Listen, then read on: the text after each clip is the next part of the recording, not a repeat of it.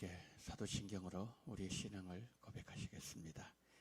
전능하사 천지를 만드신 하나님 아버지를 내가 믿사오며 그 외아들 우리 주 예수 그리스도를 믿사오니 이는 성령으로 잉태하사 동정녀 마리아에게 나시고 본디오 빌라도에게 고난을 받아사 십자가에 못 박혀 죽으시고 장사한 지 사흘 만에 죽은 자 가운데서 다시 살아나시며 하늘에 오르사 전능하신 하나님 우편에 앉아 계시다가 저리로서 산자와 죽은 자를 심판하러 오시리라. 성령을 믿사오며 거룩한 공예와 성도가 서로 교통하는 것과 죄를 사하여 주시는 것과 몸이 다시 사는 것과 영원히 사는 것을 믿사옵나이다. 아멘. 찬송가 456장 찬송가 456장 우리 함께 찬양합니다.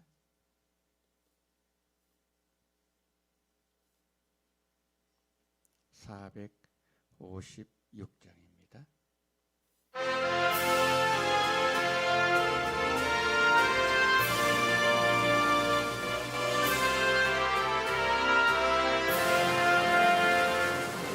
세상에서 실패하고 어서 못 잡은 남자가 오랜 일 하다가 힘을 주시니 어서 못 잡은 남자라 어서 못 잡은 남자라 어서 못 잡은 남자라 그가 널 지키며 인도하시니 어서 못 잡은 남자라 그가 모든 성을 걸어갈 때에 어서 못 잡은 남자라 주가 참 평안을 내게 주시리 어서 못 잡은 남자라 어서 못 잡은 남자라 어서 못 잡은 남자라 그가 널 지키며 인도하시니 어서 못 잡은 남자라 내가 부활의 주 따라가려면 어서 못 잡은 남자라 내가 주 안에서 길이 살리라 어서 못 잡은 남자라 어서 못 잡은 남자라 어서 못 잡은 남자라 주가 널 지키며 인도하시니 어서 못 잡은 남자라 내 죄악의 짐 무거울 때에 어서 못 잡은 남자라 마음 문 열고서 주를 모셔라 어서 못 잡은 남자라 어서 못 잡은 남자라 어서 못 잡은 남자라 주가 널 지키며 인도하시니 어서 못 잡은 남자라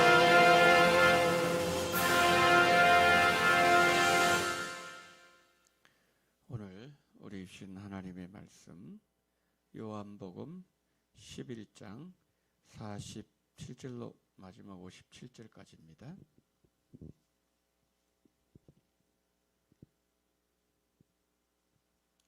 요한복음 11장 47절부터 마지막 절 57절까지 우리 한 절씩 교도하십니다. 47절입니다. 이에 대제사장들과 바리새인들이 공회를 모으고 이르되 이 사람이 많은 표적을 행하니 우리가 어떻게 하겠느냐?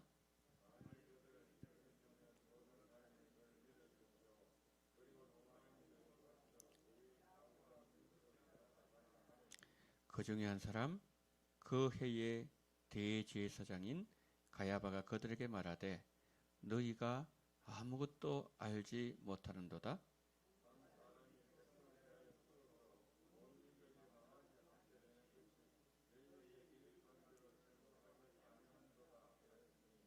이 말은 스스로 함이 아니요 그 해의 대제사장이므로 예수께서 그 민족을 위하시고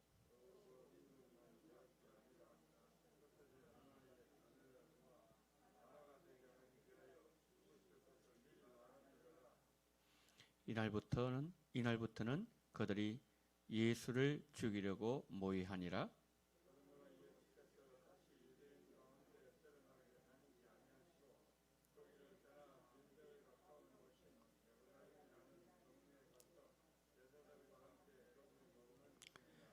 유대인 유월절이 가까움에 많은 사람이 자기를 성결하게 하기 위하여 유월절 전에 시골에서 예루살렘으로 올라갔더니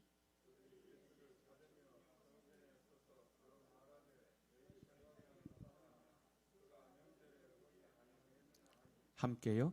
이는 대제사장들과 바리새인들이 누구든지 예수 있는 곳을 알거든 신고하여 잡게 하라 명령하였음이러라. 아멘. 자, 오늘 본문은 우리 어제 본 것처럼 죽은 나사로 살리신 기적이 있은 이후에 종교 지도자들의 반응 그리고 예수님의 행적에 대해서 기술하고 있습니다. 문제는 나사로 살리신 기적 후에 종교 지도자들과 예수님의 모습을 먼저 기록하고 있고요. 그리고 또 하나는 유월절이 가까웠을 때 다음 유월절 명절 때 예수가 과연 예루살렘 성전에 나타날 것인가 궁금해하는 그런 내용으로 기록하고 있습니다. 저는 오늘 여기서 두 가지를 말씀드리고 싶어요. 첫 번째는 예수님이 누구이신가 이 두 가지를 말씀드리고 싶고요. 그 다음에 오늘 본문이 주는 교훈은 무엇인가 세 가지로 말씀드리고 싶습니다. 자, 먼저 49절부터 53절에서 예수님은 어떤 분이신가 이 부분을 한번 내용을 보도록 하겠습니다. 그 당시에 대제사장이 가야바라 그랬습니다. 이 가야바가 뭐라고 얘기하는가 하면은 예수 한 사람 죽여서 민족을 살리자 정치적 계산을 하죠. 근데 중요한 것은 자기가 지금 이런 말을 하고 있는데 자신도 알지 못하는 이 사람은 지금 정치적 계산을 하고 있지만 예수 한 사람 죽여서 민족 지금 가야바는 민족을 살리자 그랬잖아요. 근데 민족뿐만 아니라 온 인류를 살리는 이 하나님의 계획은 모르고 있었다는 거죠. 근데 하나님의 이 계획을 마치 예고하는 일종의 대변자처럼 그런 역할을 하고 있다는 거죠. 그는 자신의 정치적 희생양으로 예수를 선택했어요. 그러나 예수님은 이스라엘 민족뿐만 아니라 온 세상을 구원하기 위해서 하나님이 선택하신 유월절 어린 양이셨다는 사실은 모르고 있었다는 거죠. 여러분 그렇습니다. 그 당시에 여러분 유대 나라를 움직이는 사람 누구처럼 보여요? 가야바가 다 좌지우지하고 있는 것처럼 보이잖아요. 한 사람 죽이고 다 민족 살리자. 그러니까 역사의 전면에 지금 가야바가 드러나 있는 것처럼 보여요. 그러나 세상을 움직이는 것은 악인들의 계략이 아니라 하나님의 모략이라는 거죠. 여러분 하나님의 모략이 뭐죠? 하나님의 지혜가 무엇이죠? 예수 그리스도는 하나님의 지혜가 되시는 거죠. 그러니까 지금 주인공처럼 보이는 가야바는 사실 엑스트라예요. 그리고 그들이 그냥 자기들 쉽게 처단해가지고 죽일 수 있는 그런 예수는 사실은 뭐예요? 역사의 주인공이었다는 거죠. 첫 번째로 예수님 어떤 분이십니까? 역사의 주인공이세요. 하나님의 지혜시라는 걸 그거 보여주고 있죠. 그리고 이제 54절 넘어가면요, 이제 예수님이 등장하시는데 그 예수님은 언제나 하나님의 때에 따라서 움직이시는 분이라는 거죠. 하루는 그의 형제들이 얘기했잖아요. 여기 시골에 묻혀있지 말고 예루살렘과 자신을 좀 드러내셔요. 그때 내 때가 아직 때를 말씀하셨어요. 하나님의 때에 따라서 예수님은 늘 움직이셨다는 거죠. 오늘 본문에 보게 되면은 예수님 뒤로 좀 물러나시거든요. 이게 뭐냐면 하나님의 때에 따라서 움직이신다는 거죠.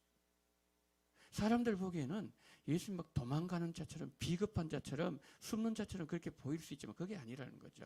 왜 그런가 하면은 예수님 이 땅에 오실 때 세례 요한이 고백했던 것처럼 보라 세상 죄를 지어오는 하나님의 어린 양이로다. 그러니까 우리 예수님은 유월절 어린 양으로서 하나님의 때에 맞춰서 움직이기 때문에 하나님의 시간표 맞추기 위해서 그렇게 하신다는 거죠. 여러분, 예수님 우리에게 뭘 보여주고 있습니까? 분명히 하나님께서 예수님 통해서 인류를 위한 옳은 줄 아니겠습니까? 죄악에서 건지신 옳은 일. 우리가 옳은 일이라는 이유만으로 언제나 전진만 있는 것이 아니더라는 거죠. 때로는 주님의 때를 기다리면서 후퇴할 때도 있어야 된다는 거죠. 두 번째, 예수님 어떤 분이에요? 하나님의 때를 기다릴 줄 아신 예수님. 이걸 우리에게 보여주고 있다는 거죠. 그럼 세 가지 교훈은 뭐죠? 첫 번째는 유대 종교 지도자들이 우리에게 주는 교훈이 있어요. 자, 유대 종교 지도자들은 분명히 그들의 눈에 예수님 표적 봤잖아요. 그런데 그들이 표적을 보면서도 뭘 염려하는 거면 정치적 파장을 염려하는 거예요. 만약에 많은 백성들이 무리들이 예수를 따라서 밀란이 난다. 그러면 아니 우리도 로마 당국이 우리에게 대제사장 직분도 우리가 샀고 그리고 우리가 다 임명받은 사람들인데 로마가 이 허락했던 이 지배권 이거나 잘 다스리지 못해 백성 잘못 다스리고 이런 그 파토가 났다고 얘기하면서 그들의 기득권 이것을 잃어버릴까? 이것 가지고 노심초사하는 거죠.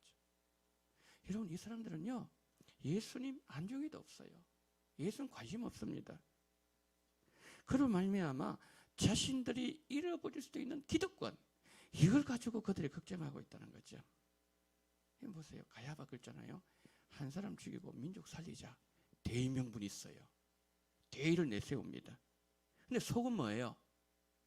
시커먼 욕망으로 가득한 모습 아니겠습니까? 그래서 예수님께서 마태복음 23장에서 어떻게 말씀하셨죠? 와 있을 진짜 외식하는 서기관과 바리새인들이요. 너희들 겉을 보면 그렇게 아름답지만 속에는 그냥 욕망으로 꽉 차 있다 그랬잖아요. 겉은 너무 아름답지만 속에는 사람의 뼈 그리고 온갖 더러운 것이 가득하다고 예수님은 그들을 책망하셨잖아요. 여러분 우리가 이 바리새인들을 보면서요 내가 실제적으로 내 이익을 위해서 일을 해요. 내 기득권 지키기 위해서 일을 하는데 그런데 그걸 어떻게 드러내는가 하면은 마치 어떤 대의 명분 가지고 모든 사람을 유익하게 만드는 일처럼 우리가 포장을 하고 있지는 않는가. 이 첫 번째 교훈이에요. 누가 그 교훈을 주는 거죠? 바리새인들이 우리 교훈을 준다는 거죠. 그럼 두 번째는요. 가야바예요. 가야바 논리가 뭐죠? 너무 간단하죠. 한 사람 죽이고 민족 살리자 이거거든요. 그 세상은요 언제든지 가야바 논리로 어떤 이의 희생을 강요하면서 그것을 정당화시켜요. 그 산술적인 생명평가가 예수님을 죽였음을 우리는 기억해야 돼요. 그런데 여러분, 이 세상에는요, 죽어도 괜찮은 사람 없습니다. 이 세상에는 희생이 당연한 사람 한 사람도 없습니다. 생명이 그렇게 가벼운 것이 아니라는 거죠. 자, 우리는 남을 살리기 위해서 자신을 희생하신 예수님의 논리. 가야바 논리는 뭐죠? 죽이는 논리예요. 그런데 우리는 가야바 논리가 아니라 남을 다 살리는, 그래서 나를 희생하는 예수님의 논리를 따르는 사람들이 돼야 된다. 두 번째, 가야바가 우리에게 말해주고 있어요. 마지막 세 번째, 배경이 뭐라 그랬죠? 유월절. 여러분, 유월절은 어떤 절기죠? 오늘 여기 본문에서도 정결하게 하기 위하여 그렇게 나와 있거든요. 그렇잖아요.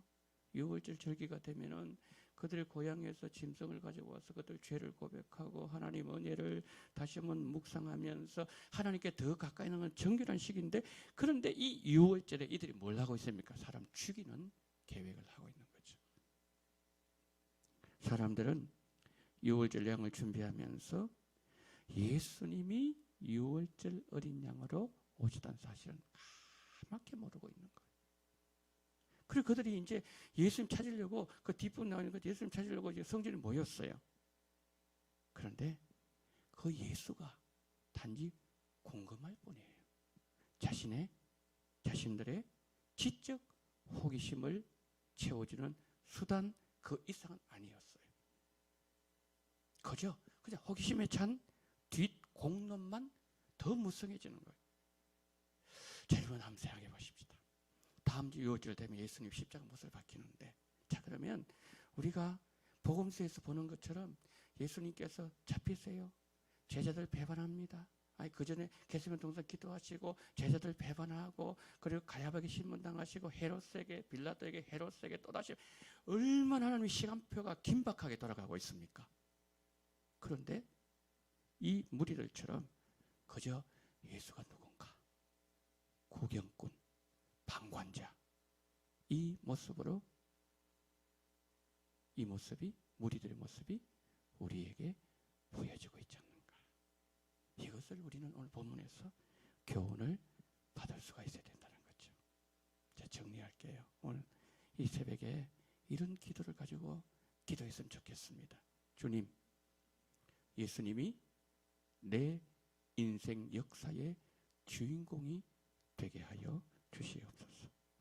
오늘도 내가 내 이익을 위하여 대의명분 내세우지만은, 그러나 내 이익, 내 기득권 지키려고 사는 것이 아니라 예수 위하여 살게 하여 주시옵소서. 가야바의 논리가 아닌 예수님의 논리를 따라 살게 하옵소서. 복음의 구경꾼, 복음의 방관자가 되지 말게 하여 주시옵소서. 우리 다 같이 통성으로 기도합니다. 사랑이 많으신 우리 하나님 아버지, 은혜와 사랑을 감사합니다. 오 주님, 이 아침에 우리를 부르셔서 가야바의 계략, 하나님의 모략을 살펴보게 하심을 감사합니다. 오 전능하신 우리 하나님 아버지, 하나님께서 우리 모두 한 사람 한 사람 주님 기억하여 주시옵소서.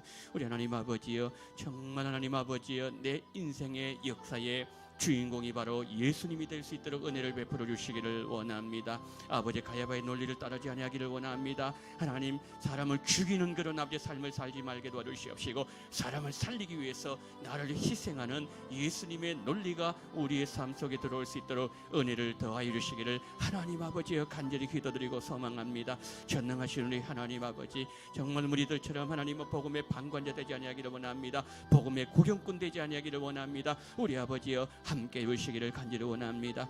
이 새벽에도 우리 하나님 아버지, 우리 사랑하는 모든 아버지 성도님들 정말 기도하시는 모든 제목들마다 우리 주님 함께 이루시옵시고 우리 주님께서 붙잡아 주시기를 원합니다. 예수 따라가기를 원합니다. 거친 아버지 하나님의 세상이고 하나님 어려운 아버지 그런 환경 속이지만 그런 하나님 아버지여 끝까지 우리가 예수를 놓지 아니하기를 원합니다. 아버지, 우리가 잡고 있는 것이 무엇입니까? 세상에 생명줄 되지 말게 도와주시옵시고 쓰러진 하나님 아버지여 동아줄 되지 말게 하시고 아버지 하나님 영원히 썩지 아니하는 생명줄 하나님 아버지 끊어지지 않은 그 아버지 하나님의 예수 그리스도의 생명줄을 붙잡을 수 있는 은혜를 오늘 또 우리에게 허락해 주시기를 하나님 아버지의 간절히 기도드리고 원합니다. 전능하신 하나님 아버지여 아버지 하나님 감사합니다. 오늘 이 새벽에 간구하시는 모든 제목들마다 우리 주님 기억해 주시기를 원합니다. 우리 모두 정결하기를 원합니다. 우리 속에 있는 모든 죄악들 아버지 토로하기를 원합니다. 예수 보혈로 씻어주시기를 간절히 원합니다. 전능하신 하나님 아버지, 정말 이제 하나님 아버지의 말씀을 듣고 아버지 하나님 기도하시고 난 일어설 때는 예수 손을 잡고 일어나게 도와주시기를 원합니다. 주님을 붙잡고 일어나게 도와주시기를 원합니다. 주님과 함께 일어나게 도와주시기를 원합니다. 오늘도 하나님 아버지여 내 인생의 모든 하나님 아버지 역사의 자국들이 하나님 아버지 흩어지지 말게 도와주시옵시고 정말 하나님 아버지여 정말 아버지 주님 뒤를 따라가며 나아가는 그런 아버지 하나님의 예수님의 그 모델을 삼고서 나아가는 오늘 하루가 될 수 있도록 우리 주님 붙잡아 주시기를 하나님 간절히 기도드리고 소망합니다. 전능하신 주여 오늘 이 새벽에 성령으로 역사 이루시기를 원합니다. 하나님을 열주시기를 원합니다. 하나님이 야곱이 기도할 때에 하나님 아버지의 꿈의 아버지 하나님이여 정말 하나님을 만나고 난 이후에 그가 하나님 아버지의 정말 이것은 하늘문이라고 그렇게 고백했던 것처럼 전능하신 하나님 아버지 에스겔을 위해 하나님 아버지여 하늘문이 열렸던 것처럼 예수님 아버지 세례 받으시고 아버지 하나님의 문에서 나오실 때 하늘문이 열렸던 것처럼 아버지 하나님의 스데반이 죽을 때 하늘문이 열렸던 것처럼 전능하신 하나님의 아버지 하나님의 사도 요한이 아버지 하나님의 계시를 받을 때 하늘문이 열렸던 것처럼 오늘 이 새벽에도 이곳에서 하늘문이 열리기를 원합니다. 하나님 우리 원동교회 그런 하나님 아버지 이곳에서 응답받는 자리가 되게 도와주시옵시고 하나님의 영광을 뵙는 자리가 되게 도와주시옵시고 예수님 만나는 자리가 되게 도와주시옵시고 변화의 자리가 되게 도와주시옵시고 정결해지는 자리가 되게 도와주시옵시고 하나님 아버지 다시 아버지 하나님이여 회복하는 회복의 자리로 될 수 있도록 우리 주님 붙잡아 주시기를 원합니다. 우리 아버지여 함께 하시옵시고 이 아침에도 성령으로 역사하여 주시옵소서.